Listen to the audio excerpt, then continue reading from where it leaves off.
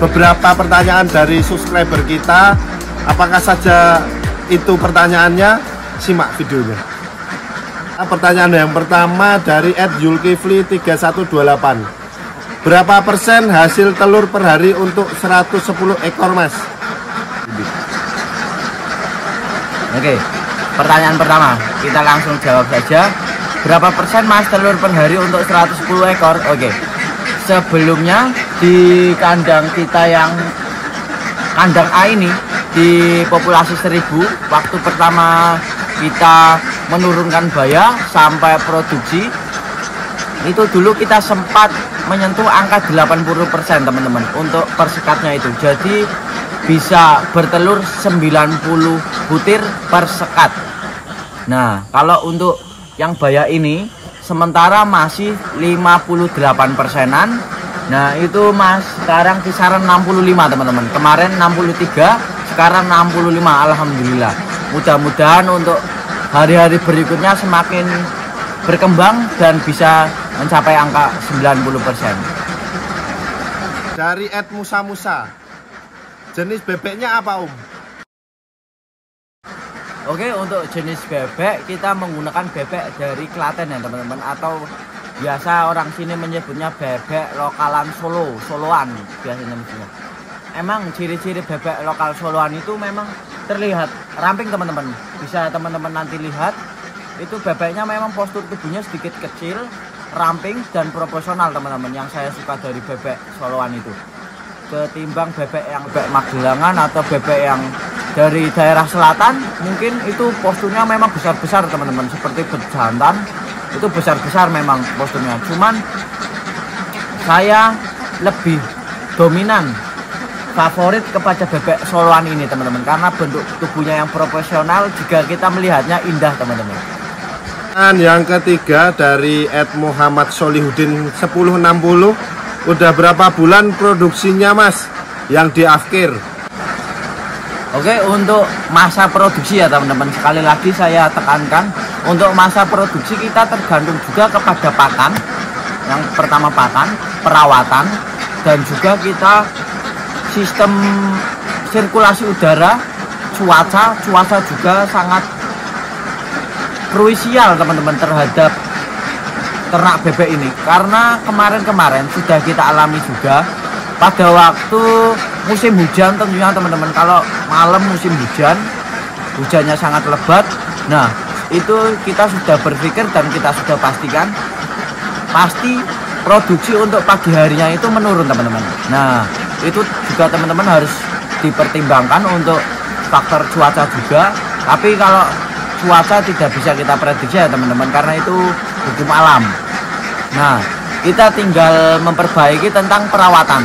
Nah, untuk perawatan silahkan teman-teman bisa mengaplikasikan perawatan bebek. Silahkan teman-teman samakan saja dengan merawat diri sendiri teman-teman. Kalau teman-teman biasanya minum, kalau teman-teman intinya minum. Kalau misalkan saya minum, kalau saya minum kopi ini gelasnya kotor teman-teman, gimana saya bisa selera atau saya bisa nafsu untuk minum kopi ini? Sama juga seperti bebek teman-teman, kalau dia tempat minumnya juga kotor, airnya keruh, nah dia juga pasti berpikir teman-teman, aduh airnya keruh, mungkin untuk nafsu minumnya berkurang. Sama juga untuk tempat makan itu diusahakan untuk bersih teman-teman. Nah, untuk tempat makan juga krusial, karena kita menggunakan pakan pabrikan. Kita juga diuntungkan dengan pakan pabrikan yang kering tanpa ada campuran air. Jadi untuk tempat pakan selalu kering teman-teman, dan itu berefek tidak akan terjadi jamur pada tempat pakan itu teman-teman. Dan untuk masa produksi juga itu bisa berakibat atau berefek pada bebek tersebut teman-teman. Untuk masa berapa bulannya itu sepengalaman saya di kandang J Farm ini, untuk populasi dulu yang 1000 atau di kandang A yang sudah kita akhir itu kisaran 8 bulan kita sudah mulai sortir teman-teman. Kita sudah mulai sortir untuk yang jelek-jelek, karena itu juga menambah biaya pakan kita dan menekan biaya keuntungan kita teman-teman. Jadi mau nggak mau kita harus sortir itu hukum wajib untuk 8 bulan itu. 8 bulan kita sortir, terus untuk perkembangan selanjutnya kita pantau saja sampai usia 9 bulan sampai 10 bulan. Kita lihat perkembangan telurnya stabil atau terus menurun. Kalau terus menurun itu wajar, karena itu bebek sudah tua, metabolismenya juga sudah berumur teman-teman, sama seperti manusia. Nah, untuk umur 10 bulan sampai 1 tahun mungkin itu sudah masa-masa akhir total teman-teman. Nah, ini ada pertanyaan yang cukup menarik teman-teman, dari Mujianto. Mas, untuk penjualan telur bagaimana? Oke teman-teman, sebelum menjawab pertanyaan dari Mas Mujianto, Mas, untuk penjualan telur gimana? Nah, ini sedikit menarik teman-teman, dan sedikit perlu teman-teman perhatikan untuk masalah pemasaran. Sebelum saya jawab masalah pemasaran, tentunya kita akan ngopi dulu. Ngopi tidak enak kalau tidak nyebat teman-teman. Maaf, saya nyebat dulu ya.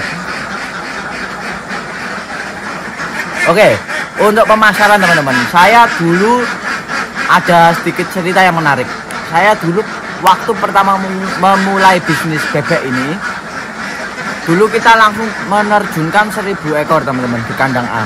Nah, 1000 ekor itu pada waktu 1 bulan 2 bulan itu sudah mulai masuk masa bebek bertelur atau bebek sudah mulai produksi. Nah, itu telur sudah semakin banyak menumpuk tiap harinya. Itu dulu kita pernah menumpuk sampai 2000 telur teman-teman. Itu produksi pertama-tama, itu telurnya masih grade BK. Itu kita menumpuk telur cukup banyak di rumah, dan kita juga sedikit pusing, bukan sedikit lagi, banyak pusingnya, karena kita yang pertama untuk bayar belum produksi dan belum menutup untuk biaya pakan. Jadi kita mau tidak mau harus menjual telur tersebut dengan cepat atau segera.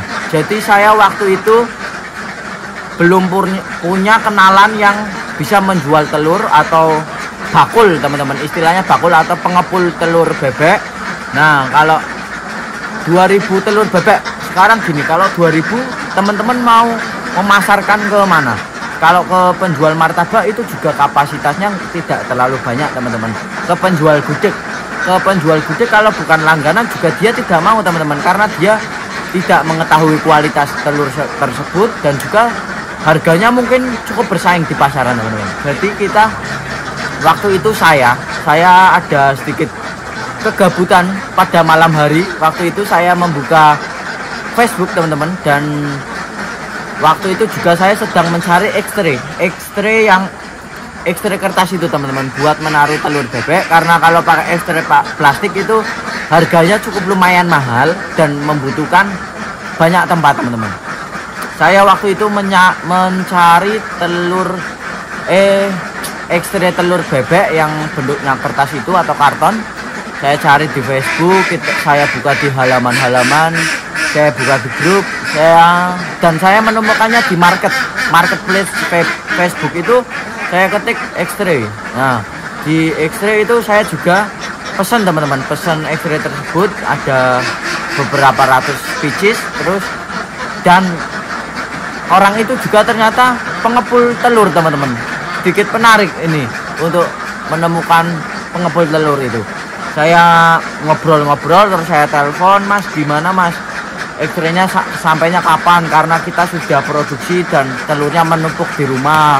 Nah, terus saya berinisiatif, Mas ada kenalan yang menjual telur atau enggak Mas? Nah, dia langsung jawab, saya juga pengepul telur kok Mas, kalau mau juga bisa, saya bisa 3000 butir per hari. Nah, waduh, ini berarti pengepul besar teman-teman. Jadi langsung saya undang ke rumah untuk melihat kualitas.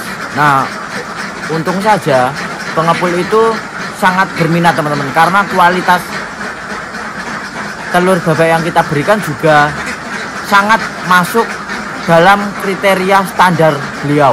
Karena standar beliau biasanya dia mengambil telur dari peternak-peternak yang menggunakan pakan campuran itu kan mungkin sedikit berbeda warna telurnya teman-teman. Perlu diperhatikan kalau warna telur pakai Malindo, maaf ini bukan sponsor dari Malindo, cuman ini fakta yang ada di lapangan yang saya jelaskan apa adanya tanpa rekayasa. Itu warnanya bisa oranye teman-teman, bisa oranye, bisa mungkin untuk orang-orang awam bisa mengatakan telur omega 3 yang ada di pasaran bermarak tersebut. Nah, kalau teman-teman bagi pemula yang mungkin masih bingung, silahkan teman-teman bisa menghubungi saya untuk nanti saya insya Allah akan carikan untuk pengepulnya. Walaupun teman-teman di daerah mana saja, insya Allah akan saya bantu. Dan teman-teman juga bisa membuka jaringan baru kepada orang-orang baru juga tentunya. Bisa teman-teman tanyakan pada sanak saudara atau silakan buka sosial media, karena zaman sekarang tanpa sosial media itu kita ketinggalan zaman teman-teman. Kita harus mengikuti perkembangan zaman. Walaupun telur bebek ini tergolong itu budidaya yang tradisional teman-teman. Banyak yang mengira oh ternak bebek itu pasti diangon, padahal kita banyak ternak bebek yang sudah full intensif atau kita kandangkan tanpa kita angon. Oke, cukup sekian. Oke, ini pertanyaan terakhir teman-teman dari @user cu1ck2 bla bla bla. Total kapasitas berapa Pak? Oke, untuk total kapasitas di kandang JW Farm ini kami sementara waktu pertama kita terjun di dunia bebek ini masih awal, masih pemula, kita menerjunkan 1000 ekor ya teman-teman di kandang A yang sudah kita mulai akhir kemarin. Dan ini juga sudah diisi bayah baru tadi siang dan videonya juga sudah tayang teman-teman, silahkan ditonton dulu. Nah, untuk perkembangannya selanjutnya kita memantau dari 1000 ekor ini pemasukannya itu juga cukup untuk kebutuhan kita sehari-hari dan itu sangat masuk dalam hitungan kita. Jadi kita berinisiatif dan kita berpikir untuk menambah populasi lagi. Selang beberapa bulan itu kita langsung membuat kandang baru untuk populasi 1500. Jadi untuk total bebek sekarang di JW Farm sudah memasuki angka 2500. Dan nanti rencananya kalau kita mempunyai rezeki atau kita juga mempunyai waktu, kita akan membuat kandang lagi, kandang yang baru. Itu nanti kita sepil aja ya untuk total populasi di kandang yang kita yang baru. Untuk teman-teman pemula yang masih ragu untuk ternak bebek, saya himbau jangan ragu-ragu teman-teman. Kita berani memulai saja untuk langkah ke depan yang lebih maju, karena peluang bisnis ternak bebek ini masih sangat besar.